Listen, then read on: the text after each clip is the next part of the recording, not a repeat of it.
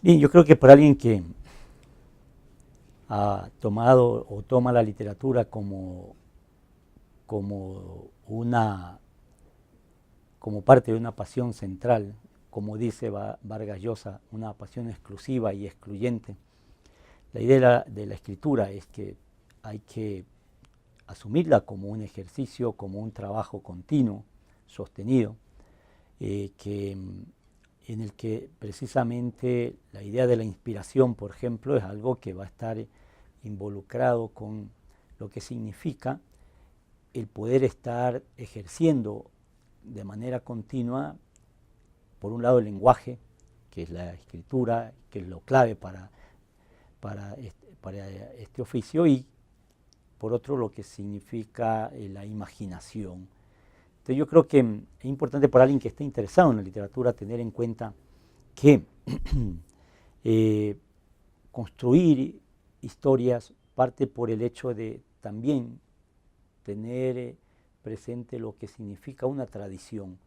Esto es, lo que significan el manejo de conceptos básicos de una teoría básica que no necesariamente va a estar dada por el estudio de una teoría, sino por el compenetrarse con lo que significa la experiencia de otros grandes escritores. Por ejemplo, creo que es clave para alguien que está interesado en escribir cuentos leer a maestros como Maupassant, como Chekhov, como Alan Poe, como Hemingway, eh, como Onetti o Rulfo, porque sin duda de ahí van a extraer lo que es una teoría del creador respecto a lo que es la estructura, la construcción de una ficción o de un tipo de ficciones, de cierto tipo de ficciones. Entonces, creo que el asimilar, el ponerse en contacto, compenetrarse con esta tradición es fundamental para alguien que está interesado en la escritura. Primero porque lo va a dotar de lo que significa la construcción de una historia, como decía, y segundo porque le va a permitir tener elementos para luego construir lo que sería su universo literario, narrativo, personal. Además porque al conocer lo que es o son las leyes de, en este caso, el cuento, por ejemplo, mañana va a tener la posibilidad de reconstruir esas leyes, destruirlas y por tanto proponer un nuevo tipo de escritura. Pero yo creo que es central el hecho de que hay que conocer la norma para luego poderla violentar. Y yo creo que para alguien que está interesado en la escritura, esto es clave. Como también es clave tener presente que un universo eh, literario forma parte de, sin duda, todo un acumulado de obsesiones, de eh, siempre sospechas, dudas, eh, parte de una memoria que es en determinado momento es individual, particular, pero que a la vez es una memoria que está inserta en un colectivo y que sin duda alguien que está interesado en la escritura va a ser capaz de ir recomponiendo esa memoria individual, lo que significó o es un pasado o un presente, con relación a ese colectivo, porque no es que va a estar desconectado, nunca lo va a poder estar. Ya lo decía Flaubert, ¿no? Esa idea de que un escritor pueda estar aislado, ser una isla, eh, es una metáfora muy importante, pero sin duda que el escritor de su propia marginalidad siempre va a dar cuenta de lo que es la conflictividad, lo que es la complejidad también de la sociedad a la que está vinculado. Entonces yo creo que es importante que para quien está interesado en la escritura, eh, siempre tenga presente que es clave conocer, participar de lo que me gusta llamar como la memoria universal. Esto es participar de lo que ha significado los aportes de los grandes maestros, en este caso de un género particular como el cuento, o ya sea de la novela. Y también es importante que alguien que está en esta línea de intereses, por ejemplo, participe de una teoría que, como la comentaba, es importante, que no está dada por los teóricos en sí, en este caso los teóricos literarios, sino que ha emergido básicamente de la experiencia de quienes han trabajado o tienen una vasta experiencia como narradores. Por eso me parece que es importante que una persona interesada, un joven interesado en la escritura, participe de esa teoría de los grandes creadores y que esa está presente por un lado en sus propios textos, como a veces en los diálogos que ellos han sostenido, en las correspondencias que ellos han mantenido con otros escritores de su tiempo, con colegas de su tiempo. Se me ocurre, por ejemplo, la célebre correspondencia de Flaubert con Luisa Collet, por ejemplo, que era su amante y su amiga y su confesora, y que sin duda, por ejemplo, constituye para mí una de las teorías modernas más reveladoras respecto a lo que significa la literatura, lo que significa, en este caso, es la reflexión sobre la narrativa, la novela, el arte, incluso de manera mucho más amplia, ¿no? Entonces yo creo que esas son como posibilidades que tiene un autor, una persona interesada en la literatura, de ir haciendo estas exploraciones a través de esta otra teoría o de esta otra forma de teorizar respecto al oficio de escritor. Yo creo que muy importante es leer los cuentos de Faulkner, por ejemplo, o de Hemingway, pero también muy interesante leer las entrevistas que se le han hecho a estos grandes autores, ¿no? Porque sin duda ahí está presente toda una poética respecto, por ejemplo, a la escritura o en este caso al arte de escribir. Ahora, es interesante saber cómo el origen de los cuentos, como el origen de un poema, siempre es un misterio, ¿no? Es algo enigmático, porque ese origen puede estar, por ejemplo, en una palabra que escuchaste en algún momento, ya sea en un bus. Yo uso mucho la metrovía, soy hombre de pie, y además así le tomo el pulso a una ciudad como Quito, ¿no? En su cotidianidad. Entonces siempre es clave a veces lo que escuchas cuando alguien está cerca a uno, o porque alguien te contó algo, o porque lo leíste en un periódico, o incluso lo viste en una película, ¿no? Yo creo que el origen realmente es disímil, pero a la vez siempre será misterioso, y por eso yo creo que esto de escribir cuentos es realmente una tentación, ¿no? Si se parte de la idea de que sea algo que corresponde a la memoria, por ejemplo, de la infancia del autor, sin duda es algo que va a estar revelándose tarde o temprano, ¿no? Por ejemplo, para compartir una anécdota, en este libro, Lo que ayer parecía nuestro, hay un texto que se titula Ventana con pájaros de arena.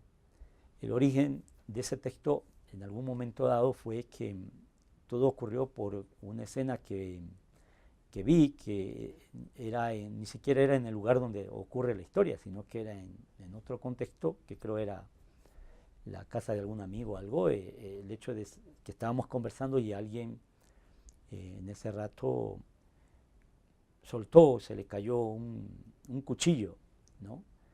Y como eran unas baldosas y era un cuchillo grande, eso generó un ruido, ¿no? Un chillido, ¿no? Que creo que a todos nos espeluznó, ¿no? Entonces, eso me llevó a la idea, o me sugirió la idea de que se podría empezar una historia de alguien que empieza a escuchar, o que tiene la idea de que ha escuchado ese ruido tan vehemente, y que a partir de ahí empieza a configurar, ¿no? Lo que puede ser una historia. Y bueno, ustedes la van a leer y van a encontrar ahí los elementos de cómo se fue armando esa historia, ¿no? Espero haber logrado en algo hacer algo que de alguna forma pueda expresar lo que era la idea, ¿no? Aunque siempre eso es un reto, ¿no? Que si se lo ha logrado, bueno, eso ya es una decisión de los lectores lo sabrán decir, ¿no? Pero yo creo que el origen de los cuentos es, como decía, múltiple y que sin duda es parte de este misterio de la literatura, porque a veces no necesariamente un cuento de un autor corresponde a algo que él haya vivido, ¿no? Eso es relativo, eso puede ocurrir como no puede ocurrir, porque ahí me parece que es interesante esa condición del narrador de asumirse en esa posición que tiene que ver con una idea como del travesti, ¿no? Un narrador tiene que saber travestirse, o sea, esto es, tiene que saber asumir múltiples psicologías, múltiples voces, múltiples sintaxis, múltiples conductas, ¿no? Por ejemplo, si la historia trata de una monja, pues bueno, ese narrador va a tener que desarrollar la psicología, más aún si es una monja, no sé, que tenga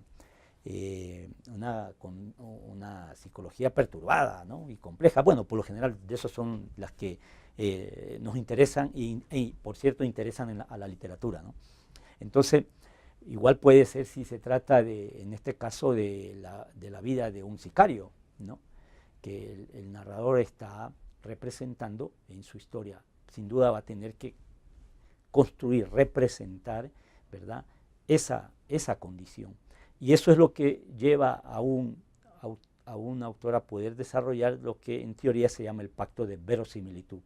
O sea, construir una historia con tales niveles de verosimilitud, valga la redundancia, pero que va a permitir eso, que ese pacto se cumpla con el lector, hasta el grado que ese lector se convenza que, como nos dice Kafka, por ejemplo, en la Metamorfosis, que Gregorio Sansa amaneció una mañana convertido en un espantoso escarabajo.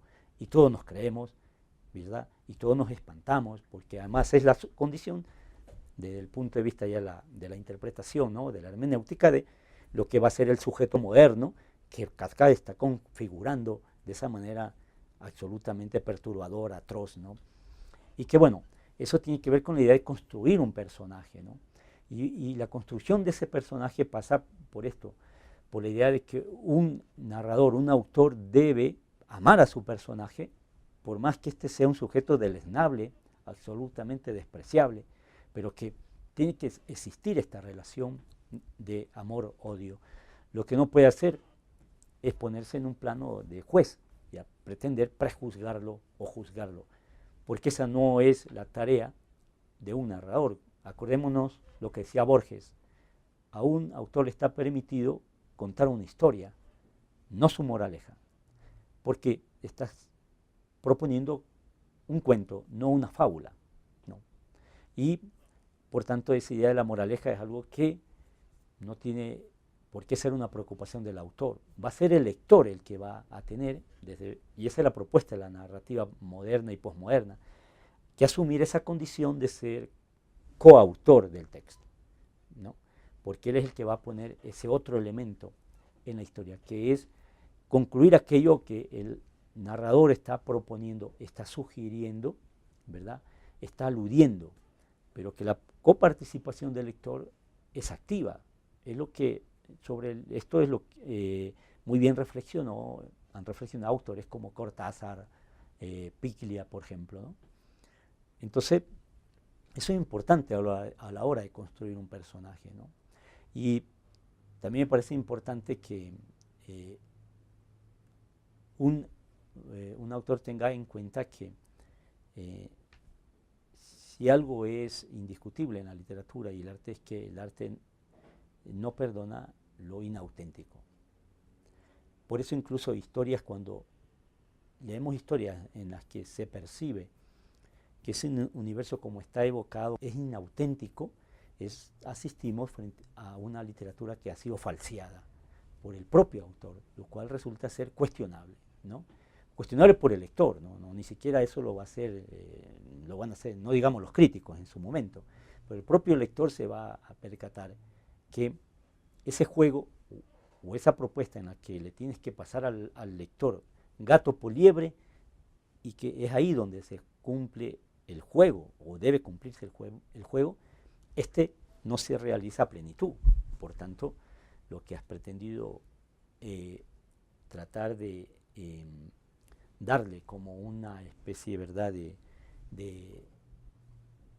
juego en el que el lector tenía que caer, de pronto el lector se va a sentir advertido y no le va a resultar, ¿verdad?, en ningún momento esa propuesta nada funcional, ¿no?, nada vital. Entonces yo creo que esa es como una clave importante para a la hora de construir y de proponer en una historia, ¿no? Un autor, un escritor, a diferencia de cualquier otra persona, digo, un artista, los escritores, los creadores en general, no tienen sosiego, en el sentido de que en el caso de un escritor, está trabajando las 24 horas, está trabajando mientras duerme, está trabajando mientras hace su trabajo cotidiano, está trabajando mientras viaja en bus, en un avión, en un barco, o mientras dialoga con conocidos o desconocidos. O sea, esa es la diferencia, y yo creo que ahí radica esa idea de la actitud de alguien que está vinculado a la pasión por la escritura. No solo es el acto físico en sí, el acto real, concreto de quien está sentado frente a su computadora o frente a su cuaderno en blanco o la hoja en blanco, sino es el hecho de que esa persona está siempre pensando, craneando lo que sin duda va a ser parte del acto real ya de la escritura. Por eso para mí tiene mucho sentido aquello de que quien fabula, confabula, porque ese acto de por sí ya es subvertorio y es peligroso, ¿no? Quien está planeando, ¿verdad?, una historia, está confabulando contra la realidad de su tiempo, la sociedad de su tiempo, y por eso quienes están involucrados en este oficio terminan siendo personas peligrosas, ¿no? Y por eso es muy peligroso escribir historias y también leerlas, ¿no? Leer novelas es peligroso, como leer libros de cuentos es peligroso, ¿no?